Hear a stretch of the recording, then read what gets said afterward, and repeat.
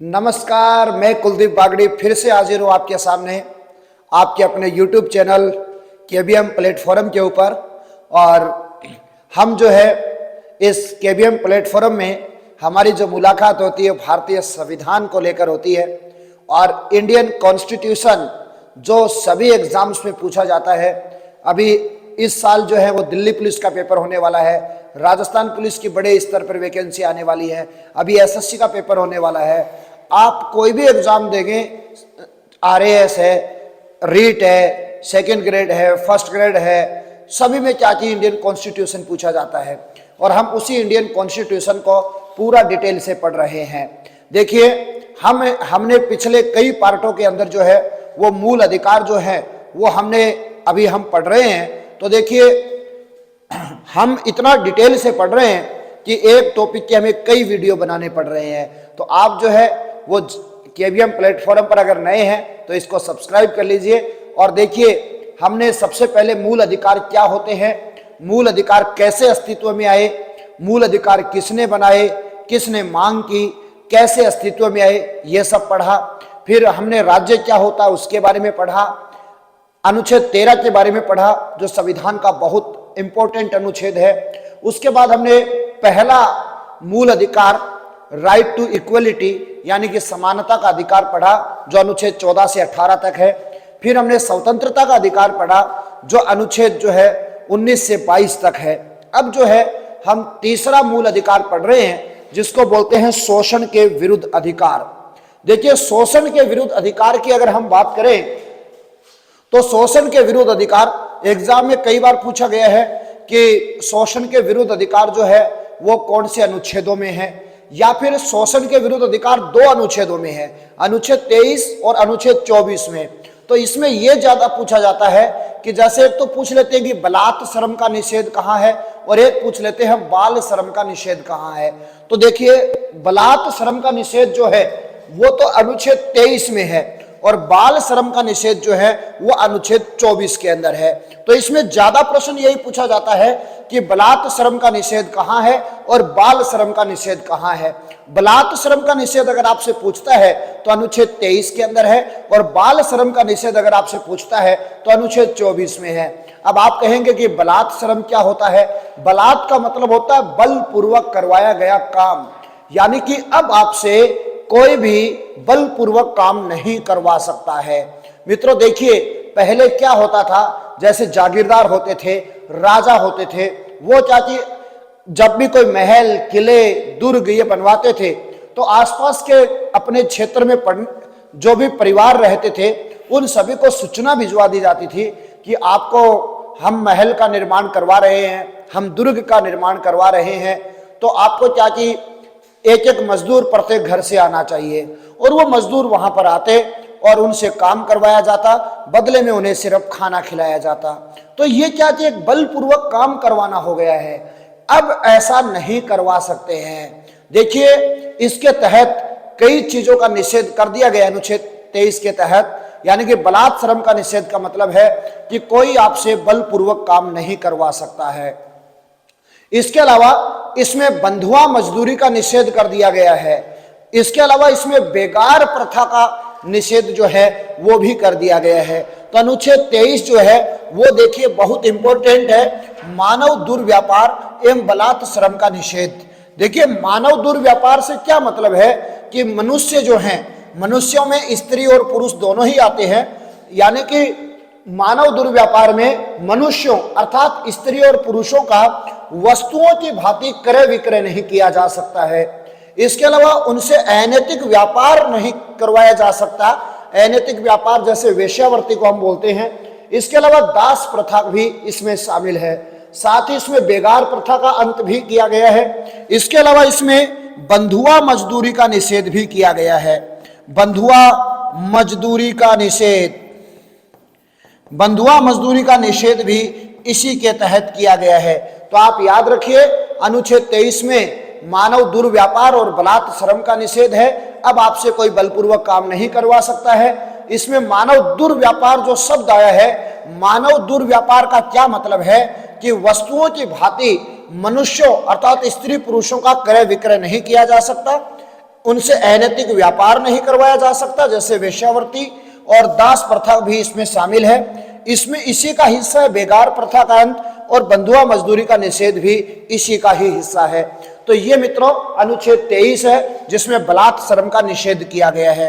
अनुच्छेद 24 की हम बात करते हैं, उससे पहले आप इसका स्क्रीनशॉट ले लीजिए, उसके बाद हम अनुच्छेद 24 पे चलते हैं। अनुच्छेद 24 की अगर हम बात करें तो इसमें बाल श्रम का निषेध किया गया है।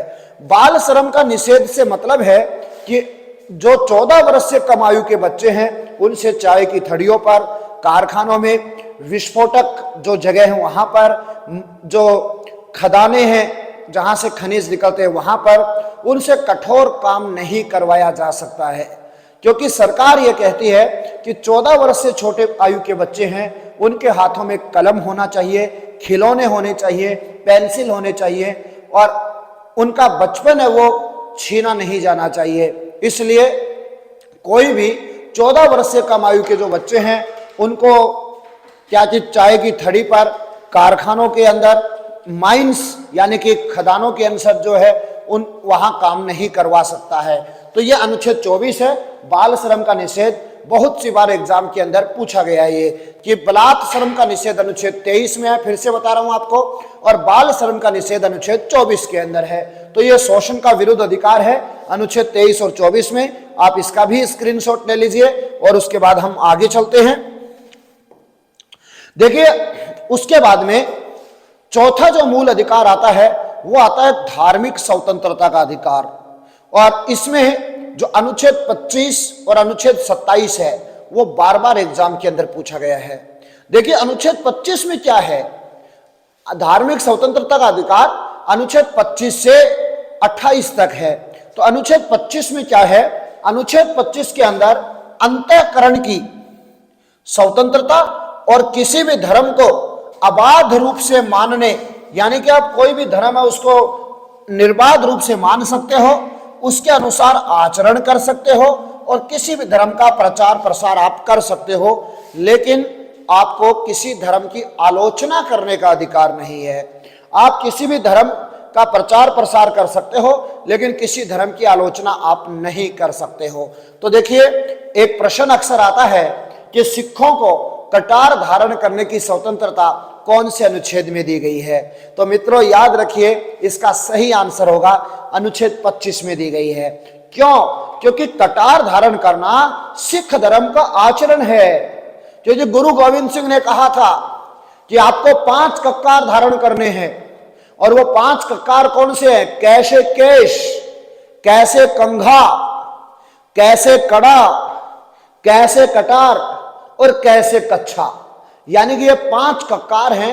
तो ये 5 कक्कार आपको धारण करने हैं। तो ये सिखों को 5 कक्कार धारण करने की स्वतंत्रता जो है वो तो ये उनका आचरण हो गया है। तो इसमें क्या लिखा है कि आप किसी भी धर्म के अकॉर्डिंग आचरण कर सकते हैं, यानी कि आप उस धर्म में जो आचरण में बताया गया कि आपको ये रखना जरूरी है तो उसके अकॉर्डिंग आप आचरण कर सकते हैं। इसीलिए सिख धर्म के लोगों को कटार धारण करने की स्वतंत्रता कहां दी गई है? तो अनुच्छेद 25 में दी गई है, याद रखिए। तो आपसे पूछा जा सकता है कि सिखों को कटार या कृपाण धारण करने की स्वतंत्रता कौन से अनुच्छेद में दी गई है? तो अनुच्छेद 25 के अंदर दी गई है।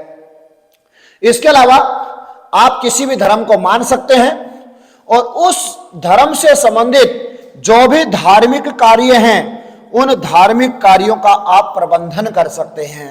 यानी कि जिस धर्म को आप मान रहे हैं उसके जितने भी धार्मिक कार्य हैं उसका आप प्रबंधन कर सकते हैं। यानी कि कोई भी धार्मिक कार्य, जैसे आप हिंदू धर्म में हैं तो आप भगवत गीता का पाठ करवा सकते हैं, आप क्या जी रामायण का पाठ करवा सकते हैं, इसके अलावा आप स्वामणी कर सकते हैं। आपकी इच्छा है आप उस धर्म से संबंधित जो भी कार्य हैं वो क्या कि आप कर सकते हैं, उनका प्रबंधन कर सकते हैं। आपको इसके लिए किसी से अनुमति लेने की आवश्यकता नहीं है, ऐसा अनुच्छेद 26 में कहा गया है। इसके अलावा अनुच्छेद 27 की बात करें तो जितने भी धार्मिक कार्य हैं उनको टैक्स फ्री घोषित किया गया है। ऐसा प्रश्न आता है एग्जाम में कि धार्मिक कार्यों को टैक्स फ्री या करों से मुक्ति कौन से अनुच्छेद में दी गई है? तो अनुच्छेद 27 के अंदर जो है वो धर्म की अभिवृद्धि के लिए करों के संदाय से स्वतंत्रता है।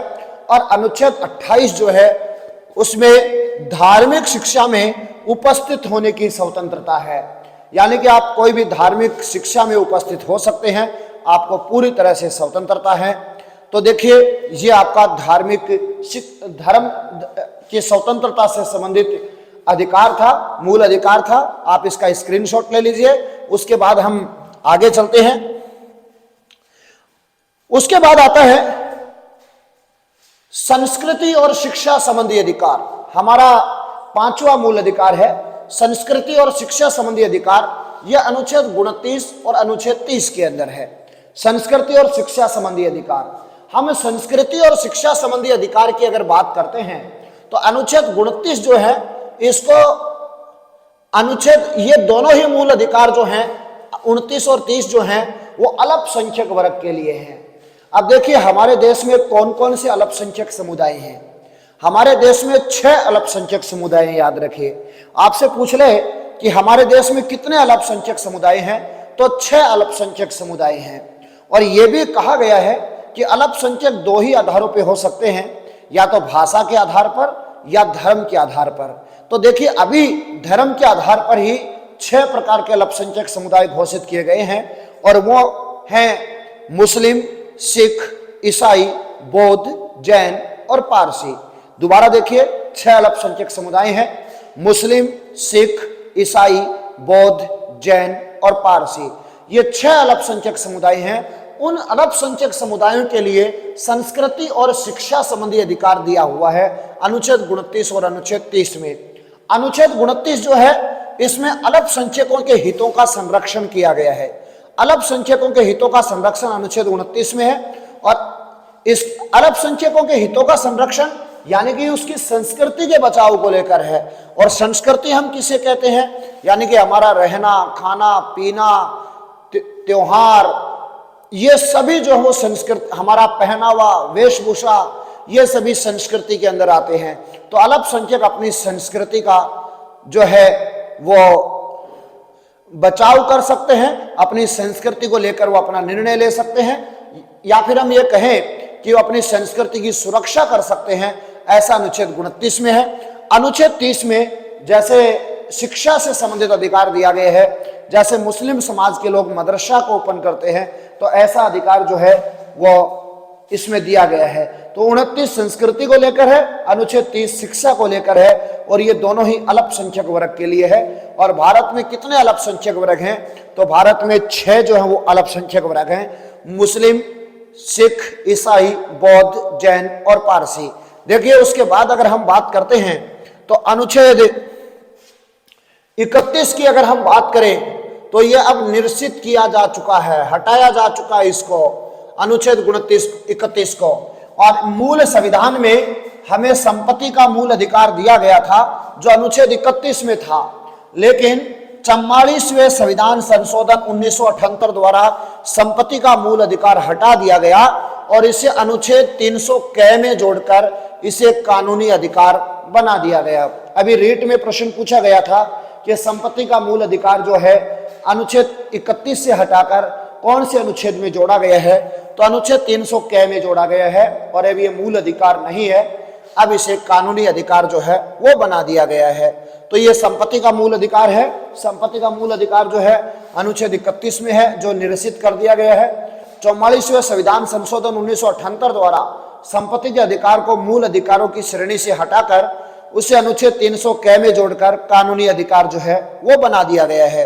उसके बाद मित्रों, हम अगर बात करते हैं तो अनुच्छेद 32 की हम बात करते हैं, संवैधानिक उपचारों का अधिकार, जो अनुच्छेद 32 के अंदर है, सबसे महत्वपूर्ण मूल अधिकार है। और इसीलिए भीमराव अंबेडकर ने इसे संविधान की आत्मा कहा है। अगर आपसे प्रश्न पूछ लिया जाता है कि संविधान की आत्मा किसे कहा जाता है, तो आपको करना है प्रस्तावना को कहा जाता है। संविधान की आत्मा किसे कहते हैं, तो प्रस्तावना को कहते हैं। लेकिन प्रश्न आ जाए भीमराव अंबेडकर ने संविधान की आत्मा किसे कहा है, तो वो अनुच्छेद 32 संवैधानिक उपचारों के अधिकार को कहा है। इसके अलावा न्यायमूर्ति गजेंद्र गढ़कर जो हैं वो इसे प्रजातांत्रिक भवन की नींव कहते हैं, या फिर आप लोकतंत्र की नींव भी कह सकते हैं। एक न्यायमूर्ति थे गजेंद्र गढ़कर, उन्होंने अनुच्छेद 32 को संवैधानिक उपचारों के अधिकार को प्रजातांत्रिक भवन की नींव कहा है। इसमें यह कहा गया है, आखिर यह इतना महत्वपूर्ण क्यों है? क्योंकि यह मूल अधिकारों की रक्षा करता है। और इसमें कहा गया है कि यदि मूल अधिकारों का हनन होता है तो सर्वोच्च न्यायालय अनुच्छेद 32 के तहत, सर्वोच्च न्यायालय अनुच्छेद 32 के तहत और उच्च न्यायालय अनुच्छेद 226 के तहत, दोनों अनुच्छेद आपको याद रखने हैं कि मूल अधिकारों का अगर हनन होता है तो ऐसी स्थिति में सर्वोच्च न्यायालय अनुच्छेद 32 के तहत और उच्च न्यायालय अनुच्छेद 226 के तहत 5 प्रकार की रीट जारी कर सकता है। और आप याद रखिए, यह रीट जारी करने की शक्ति है, इसको न्याय का झरना भी कहा जाता है। रीट जारी करने की शक्ति जो है वो कौन से देश के संविधान से ली गई है? तो ब्रिटिश संविधान से ली गई है। देखिए, मूल अधिकार हमने कहां से लिए हैं? संयुक्त राज्य अमेरिका के संविधान से लिए हैं। लेकिन ये रीट जारी करने की शक्ति कहां से ली है? तो ये ब्रिटिश संविधान से ली गई है। 5 प्रकार की रीट जारी की जा सकती है: बंदी प्रत्यक्षीकरण, परमादेश, प्रतिषेध, उत्प्रेषण और अधिकार परीक्षा। ये 5 प्रकार की रीट जो है वो जारी की जा सकती है। ये 5 प्रकार की रीट क्या है, कैसे जारी की जाती है, क्या इनका उपयोग है, तमाम बातों पे हम चर्चा करेंगे कल की क्लास में। आप हमारे साथ यूं ही बने रहिए। आपका प्यार और स्नेह हमारे साथ बना रहे। केबीएम प्लेटफॉर्म पर आपका पुनः स्वागत है। आप जो है हमसे लगातार जुड़े रहिए। आज इतना ही। जय हिंद, जय भारत, जय राजस्थान।